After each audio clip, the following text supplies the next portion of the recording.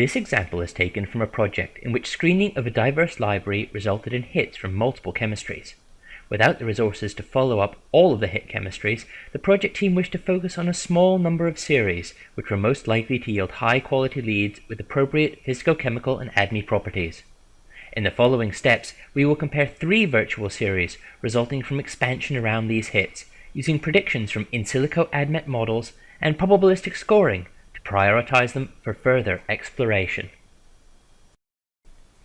After starting StarDrop, go to the File, Open menu item, open 3 files, Series 1, Series 2, and Series 3, representing 3 different chemical series in which active compounds had been found. You can open all 3 datasets simultaneously by selecting the files while holding the Control key, and then clicking Open. You will note that none of the datasets contain compound structures for confidentiality reasons. However, a range of physicochemical and ADME properties have been predicted for each compound. We're going to use a multi-parameter scoring profile defined by the project team to prioritize these chemical series, so change to the Scoring tab in StarDrop. Click the Open Folder button to load a new scoring profile. Select the file Project Scoring Profile and click Open.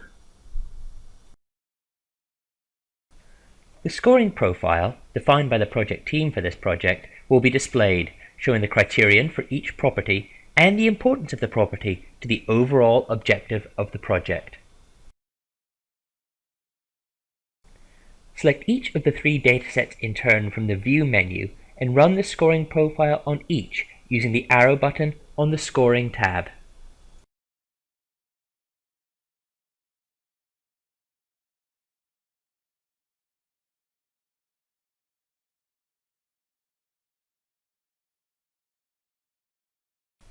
Some of these datasets contain approximately 1,000 compounds, so we will now use some of the visualization tools in StarDrop to help us to explore the distributions of properties and scores for these different series.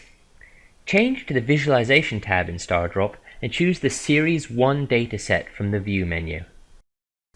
Select the column containing the score by clicking on the header labeled Project Scoring Profile, and click the Criteria Histogram button in the Visualization tab. The criteria histogram shows the percentage of compounds in the dataset that meet the ideal property criteria, as defined in the scoring profile. A high bar for a property indicates that the majority of the compounds in the dataset meet a criterion, while a low bar indicates a consistent issue across the dataset. The colors correspond to the key in the scoring profile, and the bars are ordered from the most important on the left to the least important on the right, as defined in the scoring profile. Click on the Detach button in the Visualization tab to create a free-floating copy of this plot.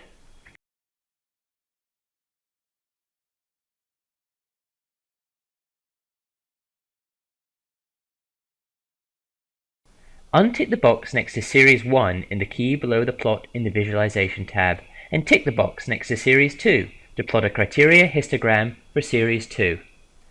Click on the Detach button in the Visualization tab again to create a free floating copy of the plot for Series 2, and then repeat the process to plot a criteria histogram for Series 3.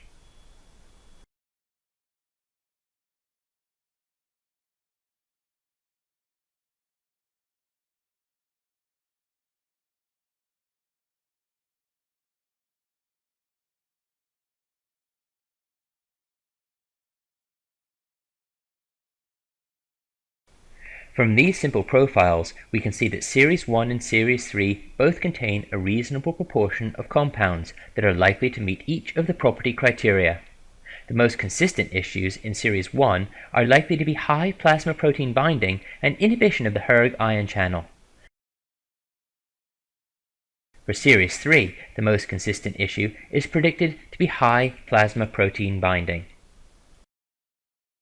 However, all the compounds in Series 2 fail to meet several criteria including solubility and log P, which are 2 of the most important properties. This indicates that Series 2 is very likely to be a high-risk chemistry. Furthermore, in a chemical series where all the compounds have poor values for a property, it is likely that the issue lies with the common scaffold of the series, because varying the substituent groups does not affect the outcome. From this simple analysis, Series 1 and Series 3 look to be the most promising. However, it is difficult to confidently choose between these chemical series. To help us to explore these chemistries further, we will use the snake plots generated by probabilistic scoring. On each of the detached plots, click on the snake plot button to change the plot type. A snake plot shows the compounds in a dataset ordered along the x-axis, from the highest scoring on the left to the lowest scoring on the right. The score for each compound is plotted on the y-axis, and an error bar around each point shows the uncertainty in the overall score, given the uncertainty in the underlying data used to calculate the score. From these snake plots, we can clearly see that there are compounds in Series 1 that have a high chance of meeting all of the property criteria, indicating that this series is most likely to yield a high-quality compound. Resources should be focused on following up this series and generating experimental data to validate this predicted hypothesis. Although the criteria histograms suggest that Series 3 appears to meet more criteria overall, most of the compounds in this series have poor predicted absorption, which is one of the most important properties. Furthermore, those that are predicted to be well absorbed are unlikely to meet other criteria. This results in a lower likelihood of success than for Series 1. However, given the uncertainty in the data, as illustrated by the error bars for the highest scoring compounds in this series, it may be worthwhile sampling a small number of compounds and generating experimental data as a backup strategy. Finally, the snake plot for Series 2 confirms the picture we saw from the criteria histogram for this series. The chances of success of the compounds in this series against the profile of required properties are very low. Furthermore, the confidence in these assessments is high, as indicated by the small error bars. This is because the chance of all of the models being incorrect simultaneously, resulting in an unexpected success, is very low.